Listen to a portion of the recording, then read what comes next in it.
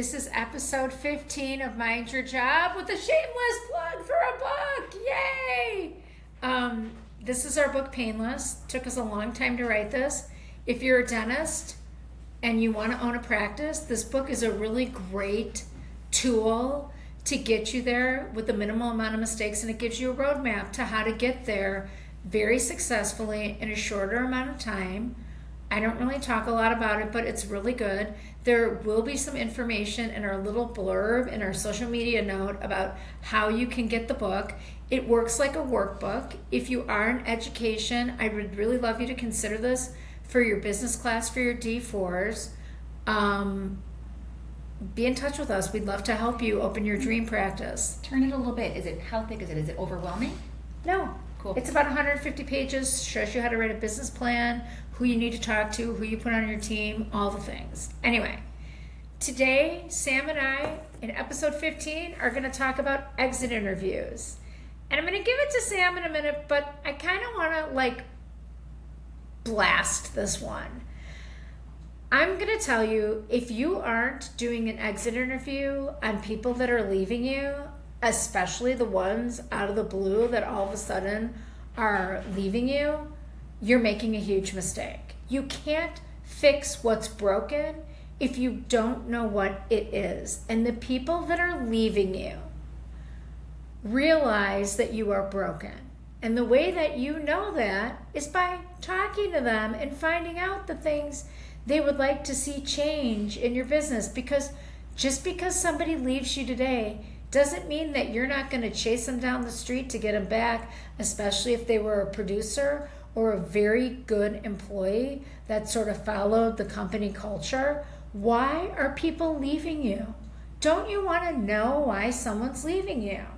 It shocks me that I say this, but nobody really does anything to change it. When you and I recruit for someone and we ask, who are we replacing and why? They have no clue why the person's leaving. Oh, they're leaving for another job. Were they there for a couple of years? Yeah. Why'd they only stay for a couple of years?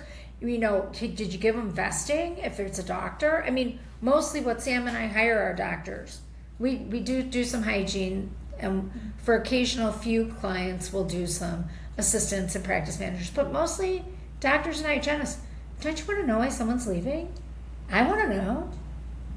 Yes, I think the fear of finding out. It's going to be a negative. There's going to be a reason, and I think some doctors, some owners don't want to hear it, which is unfortunate. You have to hear it. Well, okay, so you don't want to hear it. Then do surveys. Survey. There you go. If you have multiple practices, the only way you can get consensus on what needs to change is get a survey out there. Right. It's really cheap to use SurveyMonkey. It can be totally confidential. Why are you not doing this? We have things that drive data that give you the opportunity to make great decisions on how you're going to proceed with your human resources. Why aren't we using them? And if you're a smaller practice, the good old suggestion box. It's great. I mean, type it up and drop it in. Don't use your handwriting. We live in the age of AI. Come on. You can get a survey going. I love a good suggestion box. That's for any time. Wind us back down to the 80s, guys. Sam wants a suggestion box. I loved Michael Douglas 1984. Bring that back. I mean, I loved Michael Douglas and just about everything he did from 84 on until the most recent stuff. I would say up until The American President, but we digress. Love The American President. Alan Sorkin is genius. So good. Oh my so is Rob Reiner. That was the movie where it's like when it was on, it's like, do I go forward with my plans or do I sit and watch this today?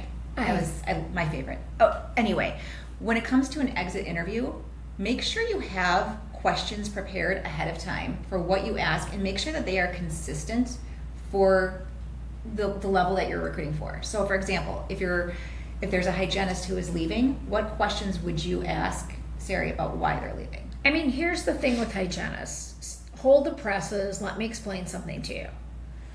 If I had $1 million every time I got asked to recruit someone, a hygienist, and I'm talking about big cities, I'm talking about really big cities that people are asking us to recruit hygienists for. Find out what's going to make them happy. If they're Pavlov's dog and wants $72 an hour, then you need to figure out a way to make either that happen or accept the fact that it's going to take you a while to fill that person back up. You need to really be on the ball here. We're not graduating more hygienists. Matter of fact, it's probably still even. We're still trying to catch up from the 2020 COVID slack off. We're not there yet. In some big cities, we may never get back there. You might be doing a lot of hygiene, or it might even behoove you to hire an associate as a new patient hygienist. Not to just be a hygienist, but let them do a new patient appointment and the first cleaning for someone. That's not the worst thing in the world. Building a relationship with the actual practitioner, dentist, instead of the hygienist, it's a thing. And I'm unclear as to why nobody's really figured that out. I would rather, as a patient, first of all, totally dental phobic, hate going to the dentist. The dentist is one of my best friends, but I hate going to him because I'm scared to death that something's going to happen with a tooth and he's going to find something else. Even though I have fairly good dental health, it doesn't matter. I still have that fear. But if I can go see somebody one time versus going to a hygiene appointment and then coming back, my time's valuable. I don't even like to get my hair colored. Yeah. I hate to sit. That's part of my obsession and my fear. In the dental chair, you can't sit and be on your phone. Like, that's probably what's the worst. It's killing me. You put those sunglasses on you and you're stuck. Not only that, he's talking to me while he's got something going on in my mouth, and I've got a bunch of cotton sitting in there, so it's like I can't reply. And then I'm a dipshit. Can I remember what he said to me 10 minutes ago to reply to him? No. It's just like words. I feel words flying around. But let's get back to the topic. Doing an exit interview is seriously important. Finding out, but you have to be ready to change. You can't be like, we've always done it this way. This is a new order and a new world. You've got to figure out how to do it so that you get this crazy little thing from the 80s and 90s called loyalty. It exists, but if you don't figure out what's going to make people loyal, it isn't always about dollars and cents. It's got to make sense. So here are some questions that you can ask. Oh, highest of fives for using the word behoove. Love it. Did I use behoove? Yeah, it was great. I love that word. Good job. So questions that you can ask during an exit interview that are more or less painless. Oh, your book, painless. But things that are like, did you feel a part of our corporate family? What kept you here as long as you did? What 2 or 3 things would you change about our office? What do you think we should keep or change about how we schedule appointments? It could be, do you feel, did the leadership affect your growth? Are we too data-driven and not really patient-centric? You are a dental office. Patient experience, number 1. Actually, I lied. Culture and employee experience, number 1. And if that's good patient experience, you never have to worry about. But if you have culture issues and you're not trying to get to the bottom of what's going on with exit interviews, guess what? You'll be paying me a lot of money. I was reading like some sample exit interview surveys just to kind of get an idea of a good question. This is a great one. What advice would you give the person who's going to replace you? I love that. Isn't that great? I mean, it's like so clear. Yes. That I think is, and it can go in so many different directions, but it will give you an absolute answer as to what's going on and why that person left.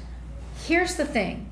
On this particular podcast, Sam is going to give Alex, our producer, a bunch of questions, sample questions, We may even put a sample exit interview on here for you so you can really see what you need to be doing if you are the head of HR and you're worried about, I mean, look, replacing people, it's the most expensive thing you do in a dental practice, period. Completely. And it's not getting cheaper.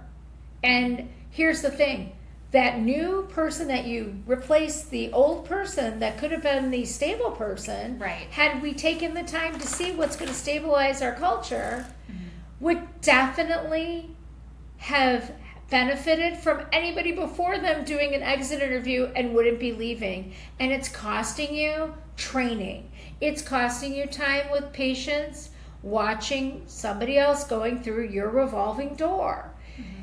If you have a revolving door, look at yourself in the mirror and get real serious. Your culture is not working. If you keep replacing people, you don't suck at hiring them every single time. It's you. Yeah. You're not taking it seriously enough with these people that are coming to work for you.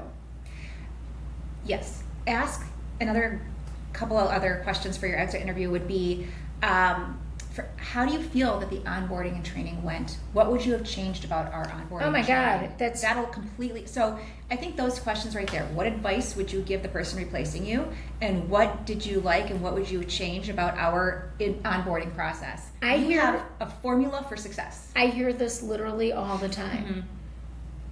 Onboarding. Yeah. Nobody took the time to train me. I don't know what I'm supposed to do.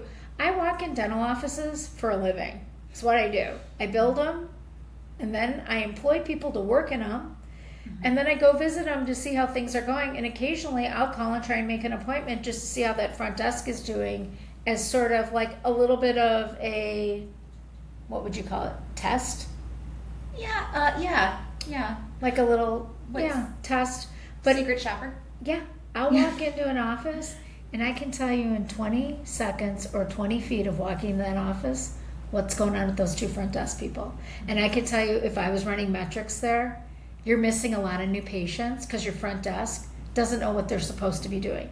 You think when you get 40 new patients, yay, let's have a party, we got 40 new patients. And I want to know how many people called and how many did we not get and why did we not get them? Because if I'm spending money on media and marketing to get my practice busy, I want to know what I'm not getting and why. I don't want to know what I'm getting. What I'm getting is standard. I should be getting it. What I'm not getting and why, that's a big deal. And nobody's really looking at it inversely. We're having this big, huge celebration about, we've got it going on with 40 new patients. Look, 40 new patients? Amazing. 480 new patients a year? Oh my God, that's awesome. But guess what? What if it could have been 80? And we just don't know what we didn't get. Agreed. I have nothing to say to that. I agree with you. Absolutely. And back to the exit interview questions, one more that I found that I wish I was able to say where it came from, but it's not, so I don't know who to give credit to, is, as you may have figured out, Sari and I, we do like to have a little bit of fun and joke and things like that. This is a great question. Are you ready? If our office was a toothpaste flavor, what would it be? Isn't that amazing? I literally love it. I have it right here, and I'm like, that is hilarious, genius. Spicy. Refreshing, bubblegum, all of it. I think it's just a great question for your industry. Remember one thing. This is true for everybody. If you love what you do and you're passionate about it, you never really work a day in your life. If you give someone the culture and the tools to be successful, they stay. Yeah. Even if you're not paying them necessarily what they think their value is, this big value, give me a raise, do a review thing, isn't necessarily a thing. I really think you need to take a really good look at how many times have you turned over a specific staff position? And is it something we're doing internally? And you only can learn that by people leaving and finding out what their belief is. So at the end of the day, exit interviews and mind your job. Mind your job.